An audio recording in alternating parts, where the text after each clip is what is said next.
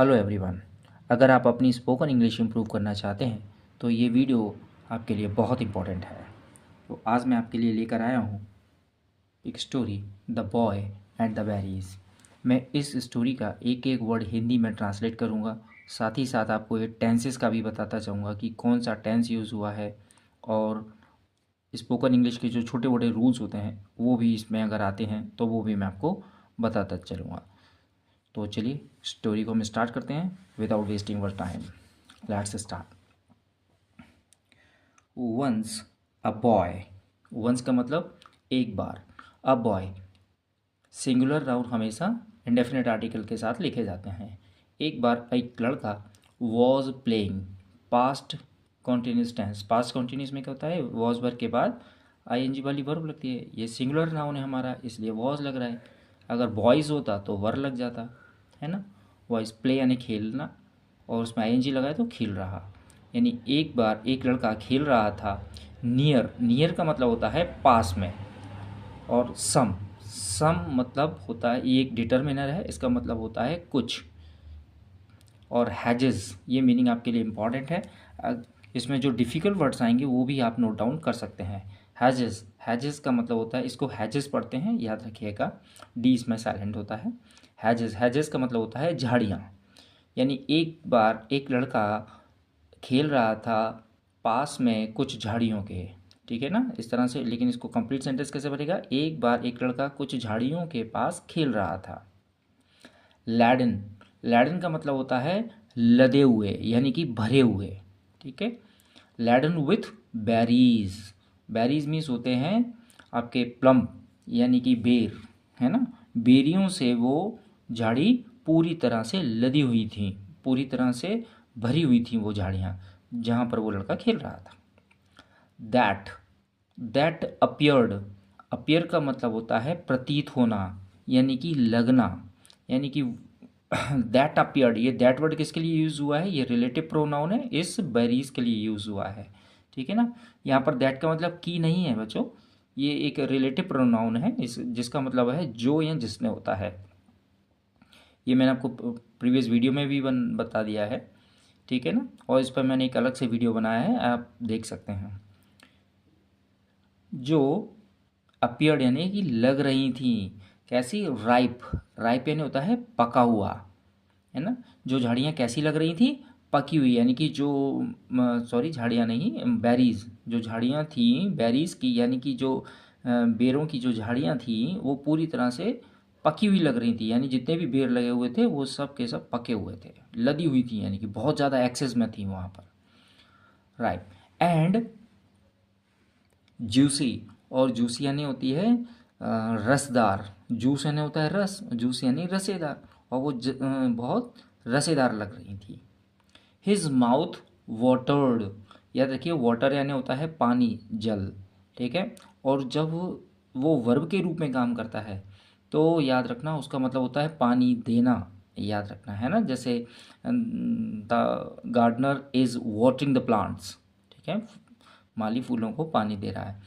और ये एक फ्रेजेस है, माउथ वाटर्ड, यानी उसके मुंह में पानी आ गया। हिज माउथ वाटर्ड, उसके मुंह में पानी आ गया। एंड, और ही लिक्ड, लिक्ड मतलब होता है चाटना, चाटना। ही लिक्ड, चूँकि ध्यान से देखिए पास्ट में वॉज प्लेइंग, स्टोरी हमारी पास्ट में स्टार्ट हुई है तो ये पूरी पास्ट में ही कन्वर्ट होगी, पूरी पास्ट में ही चलेगी। सिर्फ कॉन्वर्सेशन जो होगा वो प्रेजेंट पास्ट फ्यूचर में, ओ सॉरी प्रेजेंट या फ्यूचर में हो सकता है, ठीक है। अगर कोई स्टोरी पास्ट में है तो वो पूरी स्टोरी पास्ट में ही होगी। सिर्फ कॉन्वर्सेशन जो होगा, यानी कि दो लोगों के बीच में जो बातचीत हो रही होगी वो आपकी प्रेजेंट या फ्यूचर में हो सकती है। हाँ चलिए आगे बढ़ते हैं। एंड ही लिक्ड, उसके मुंह में पानी आ गया। एंड ही लिक्ड, और ही लिक्ड हिज चॉप्स, और वो अपने होठों को चाटने लगा। यहाँ पे एक फ्रेजेस है, फ्रेजेस जो बच्चे नहीं जानते मैं बता दूँ। फ्रेजेस का मतलब होता है a group of words. Lick his chop, lick his chop का मतलब होता है होठ चाटना। होठ चाटने से मतलब कब, जैसे कोई हमारी फेवरेट चीज़ होती है हमारे सामने आ जाती है तो हम अपने होठों पर चारों तरफ जीभ घुमाने लगते हैं, उसी से मतलब है। उसके मुंह में पानी आ गया और वो अपनी जीभ को अपने होठों पर चारों तरफ घुमाने लगा, यानी कि चाटने लगा। इमीडिएटली, ये एक एडवर्ब है, इसका मतलब होता है तुरंत। है ना, जिसको नहीं मालूम है वो नोट करता चाहे। इमीडिएटली मतलब होता है तुरंत। ही स्टार्टेड, सब्जेक्ट के बाद सेकंड फॉर्म आ रहा है पास्ट इंडेफिनिट। ही स्टार्टेड, उसने शुरू कर दिया या वह करने लगा, शुरू करने लगा। गैदरिंग, गैदर मीन्स होता है इकट्ठा करना, ठीक है। याद रखना, जब भी स्टार्ट वर्ब के बाद कोई वर्ब आती है तो वो हमेशा आईएनजी वाली फॉर्म में होती है। हमेशा स्टार्ट वर्ब के बाद हमेशा आईएनजी वाली फॉर्म आएगी, ठीक है। अगर चाहे टेंस पास्ट का हो, प्रेजेंट का हो या फ्यूचर का हो, कि ये स्टार्ट जो होती है वो मेन वर्ब होती है, ये चेंज नहीं होती। ये जेरन फॉर्म होती है, ये कभी चेंज नहीं होती। जैसे ये पास्ट में है, ही स्टार्टेड गैदरिंग, उसने, ये दो तरह से इसको हिंदी में अपन ट्रांसलेट कर सकते हैं। उसने शुरू कर दिया इकट्ठा करना, गैदर मीन्स होता है इकट्ठा करना। उसने इकट्ठा करना शुरू कर दिया, या वह इकट्ठा करने लगा। अगर ये प्रेजेंट होता है तो कैसे होता है ये, ही स्टार्ट्स गैदरिंग, वह इकट्ठा करने लगता है। फ्यूचर होता तो कैसे होता है ये, ही विल स्टार्ट गैदरिंग, वह इकट्ठा करने लगेगा या वह शुरू करने लगेगा, इकट्ठा करने लगेगा, ठीक है। यानी कि इस गैदरिंग पर, यानी इस आईएनजी वाली वर्ब पर कोई फर्क नहीं पड़ेगा। जो मेन वर्ब है वो ये है, ये चेंज होगी, है ना, अकॉर्डिंग टू टेंस, टेंस के अनुसार ये चेंज होती जाएगी, इस पर कोई फर्क नहीं पड़ेगा। तो ही स्टार्टेड गैदरिंग, वह स्टार्ट कर, उसने स्टार्ट कर दिया इकट्ठा करना या वह इकट्ठा करने लगा। द बैरीज, बैरीज यानी वो बेरियों को वो इकट्ठा करने लगा। जस्ट देन, तभी, जस्ट देन का मतलब होता है तभी या उसी समय। ही गॉट स्टंग, स्टिंग एक वर्ब होती है, STING, स्टिंग का मतलब होता है डंक मारना, ये उसकी सेकंड फॉर्म है। ही गॉट स्टंग, सेकंड और थर्ड दोनों स्टंग स्टंग होती हैं, sting stung stung. He got stung, तो उससे डंक लग गया, शार्पली, बहुत तेजी से, शार्पली का मतलब होता है बहुत तेजी से, बाय अ नेटल, नेटल, नेटल एक नाउन है और नेटल का मतलब होता है एक नुकीला पौधा, हाँ, एक कांटेदार पौधा। वो ऐसा होता है कि जब भी वो टच हो जाता है तो ऐसा लगता है कि जैसे कि किसी ने, बिच्छू वगैरह ने, किसी ने डंक मार दिया है, ठीक है। तो यहाँ पे स्टिंग का मतलब होता है डंक मारना। तो उसको ऐसा मतलब फील हुआ, गॉट स्टंग, की डंक मार दिया गया शार्पली, बहुत तेजी से, बाय अ नेटल, एक नेटल पौधे, एक पौधा होता है, एक जहरीला पौधा और कांटेदार पौधा, नेटल का मतलब। तो उस जहरीले और कांटेदार पौधे ने उसको बहुत तेजी से डंक मार दिया। ही स्टार्टेड फीलिंग, ये देखिए अभी मैंने बताया था ऊपर, स्टार्ट वर्ब के बाद हमेशा एंज वाली फॉर्म आती है, ठीक है ना, ये भी वही है। ही स्टार्टेड फीलिंग, वह महसूस करने लगा या उसने महसूस करना शुरू कर दिया। पेन यानी कि दर्द, उसे दर्द महसूस होने लगा। एंड सून, और जल्द ही, a rash, rash appeared, appeared word अभी भी ऊपर भी आई थी शायद, हाँ ये रही, अपियर वर्ब आई ना, प्रतीत होना मैंने बताया, ठीक है। और रैश का मतलब होता है एक रेड कलर का कोई दाग या धब्बा, ददोरा भी जैसा कह सकते हैं, दाग सा बन गया उसके। एक लाल कलर का दाग किसी के काटने पर हो जाता है, जैसे निशान टाइप का बन जाता है, कोई कीड़ा इंसेक्ट वगैरह काट लेता है आफ्टर दैट। तो a rash appeared on his hand, और उसके हाथ में एक लाल दाग सा अपियर्ड, प्रतीत हो गया, यानी कि दिखाई देने लगा। ऑन हिज हैंड, उसके हाथ पर, जहाँ पर उसको वो काटा था, उस पौधे ने डंक मारा था, है ना, वहाँ पर एक रेड कलर का रैशेस बन गया, दाग सा, दाग दधूरा सा बन गया और उसके हाथ पर वो दिखने लगा। Leaving the collection of berries, leaving का मतलब होता है छोड़, सॉरी कर। याद रखना, जब भी सेंटेंस आईएनजी से स्टार्ट होता है तो उसका मतलब दो होता है, या तो वो प्रेजेंट पार्टिसिपल है या फिर वो जेरेंट फॉर्म है, ठीक है। यहाँ पे लीविंग का मतलब है छोड़कर, लीव यानी छोड़ना, लीविंग यानी छोड़कर। लीविंग द कलेक्शन, कलेक्शन यानी होता है इकट्ठा करना, ऑफ बेरीज, बेरियों के कलेक्शन को इकट्ठा करने को छोड़कर, मतलब वो जो बेरियां इकट्ठा कर रहा था उसे छोड़कर, ही रैन, वह दौड़ा, होम, वो सीधा घर की तरफ दौड़ा, with tears in his eyes, और उसकी आंखों में आंसू थे, यानी कि वो रो रहा था, क्योंकि उसके पेन हो रहा था इसलिए वो रो रहा था। He told his mother, he told subject के बाद second form, he told his mother, उसने अपनी माँ को बताया, टोल्ड यानी होता है बताना, हिज मदर, अपनी माँ को बताया। ये चूंकि लड़का है तो हिज मदर, अगर यहाँ पे शी लड़की होता तो हर मदर हो जाता है। He told her mother, his mother, उसने अपनी माँ को बताया। एवरीथिंग, एवरीथिंग का मतलब होता है सब कुछ। उसने सब कुछ अपनी माँ को बताया। उसको बताया कि वो कैसे वहाँ खेल रहा था और वहाँ उसके साथ क्या क्या हुआ। उसने सारी चीज़ें अपनी माँ को बताई। सोबिंग हार्ड, सोबिंग का मतलब होता है सिसकना। जब कोई बच्चा, जैसे किसी कोई चोट लग जाती है, उसको डांट लग जाती है, तो वो जो सिसकता है, रोने के पहले वाली कंडीशन। सोबिंग हार्ड, वो बहुत सिसकना जैसे हिंदी में कहते हैं हम। सोबी यानी होता है सिसकना, SOB, है ना, उसमें ING लगती है तो B डबल हो जाता है। सोबिंग हार्ड, वह सिसकते हुए बहुत तेजी से। ही सैड, वह बोला। Mom, mummy. आई टच्ड दैम लाइटली, आई टच्ड, मम्मी मैंने उन्हें बहुत धीमे से, लाइटली यानी होता है हल्के से, मैंने उन्हें बहुत हल्के से टच किया था। यहाँ पर ये दैम से मतलब किसका है, ये प्रोनाउन है। किसका प्रोनाउन हुआ, ये बैरीज का, यानी कि मैंने बैरीज को बहुत हल्के हाथ से, लाइटली बहुत हल्के हाथ से उनको छुआ था। But they stung me hard, लेकिन उन्होंने मुझे बहुत तेज़ी से डंक मार दिया। द मदर स्माइल्ड, तो माँ स्माइल करी, माँ ने स्माइल किया, माँ मुस्कुराई। एंड केयर्स, केयर्स का मतलब होता है दुलारना। बहुत बढ़िया मीनिंग है ये भी, आप चाहें तो नोट कर सकते हैं इसको भी। केयर्स, केयर्स मीन्स होता है दुलारना, है ना। बाकी तो इसमें सिंपल ही मीनिंग आ रहे हैं जनरली। केयर्स, वह मुस्कुरा, सॉरी, ने सहलाया। माँ मुस्कुराने लगी और उसको दुलारने लगी, सहलाने लगी। हर सन, अपने बेटे को। देखिए अब चूंकि माँ है, फीमेल है, इसलिए हर सन आ रहा है अपने बेटे को। ये चूंकि ही कैटेगरी का था, मेल था, इसलिए हिज मदर आया। ठीक है, ये माँ है इसलिए। ये जो अपोजिटिव होता है ये सब्जेक्ट के अकॉर्डिंग यूज़ किया जाता है। इसका हिंदी मतलब होता है अपना, अपनी।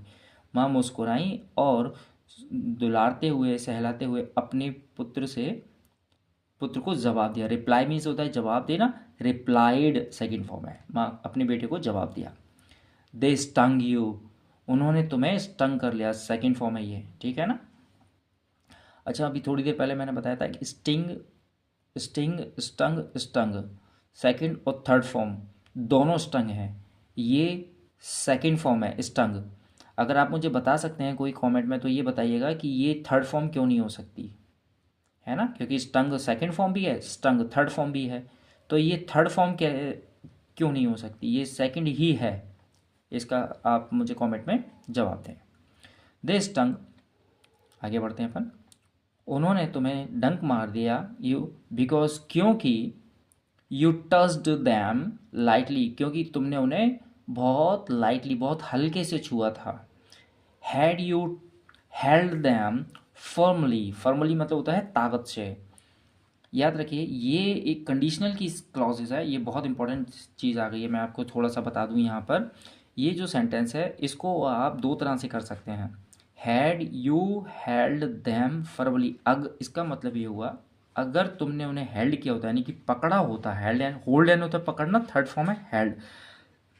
दैम मैंने उन बैरीज को फर्मली यानी ताकत से, शक्ति से, अगर तुमने उन्हें शक्ति से यानी कि ताकत से पकड़ा होता। अब आप सोच रहे होंगे कि सर इसमें अगर वर्ड तो है नहीं, तो मैं आपको यहाँ पर क्लियर कर दूँ। कंडीशनल सेंटेंसेस होते हैं ये, पास्ट परफेक्ट का टाइप 2 भी कह सकते हैं इसको। ये इफ़ से भी किया जा सकता है। If you had held them firmly, इसको ऐसे भी किया जा सकता था, है ना। मैं आपको थोड़ा सा यहाँ पे अलग से बताने की कोशिश करता हूँ।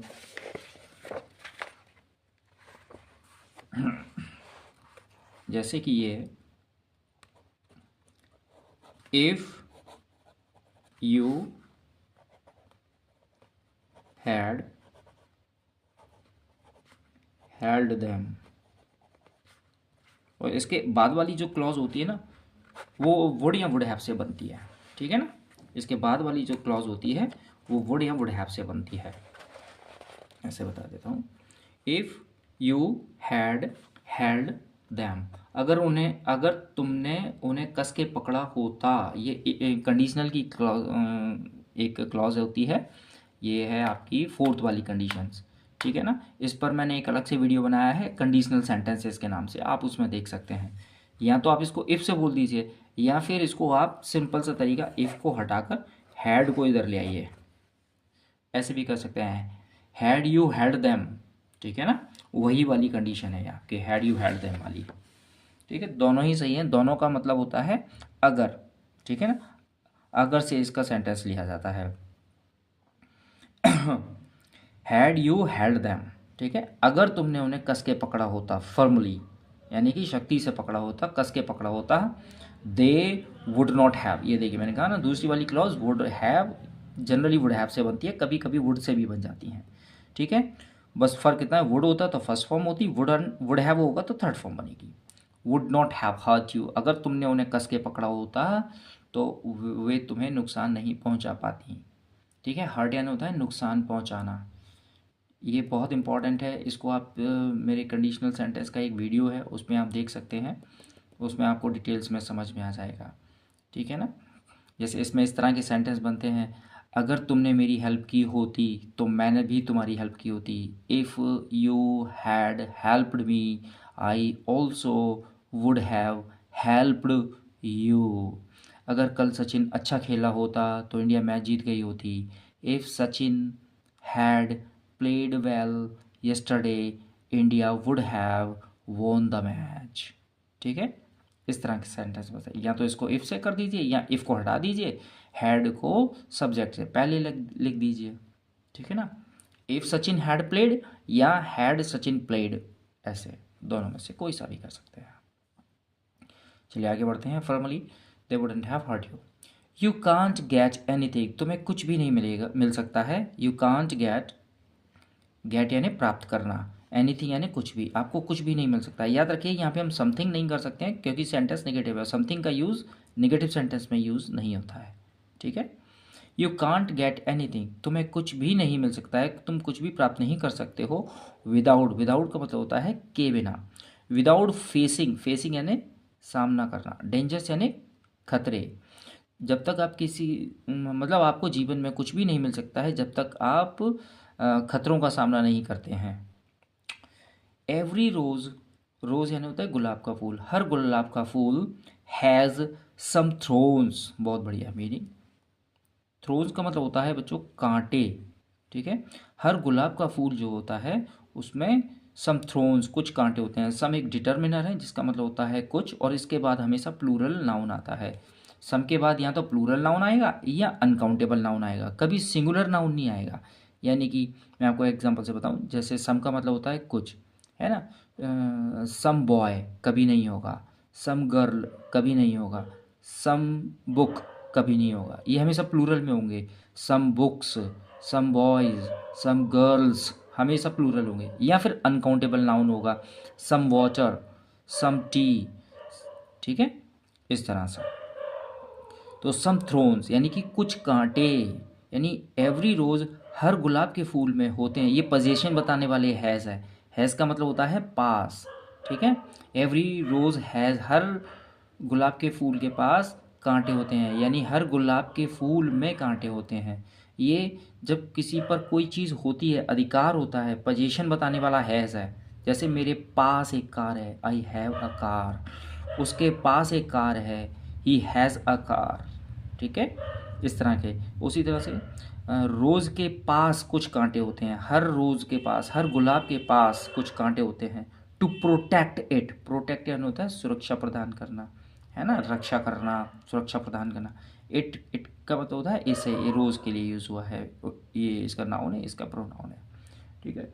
यानी कि हर गुलाब के पास कुछ कांटे होते हैं इसकी रक्षा करने के लिए, गुलाब की रक्षा करने के लिए। सो इसलिए इफ़ यू वॉन्ट बेरीज, यदि तुम्हें वो बेरीज चाहिए, यानी कि यदि तुम्हें बेरियाँ चाहिए, learn to grasp the nettles, तो तुम सीखो, लर्न यानी सीखो, क्या, दो वर्ब हैं इसलिए इन दोनों वर्ब के बीच में टू है। ग्रास्प यानी होता है कब्जा करना, पकड़ना, जीतना, ठीक है।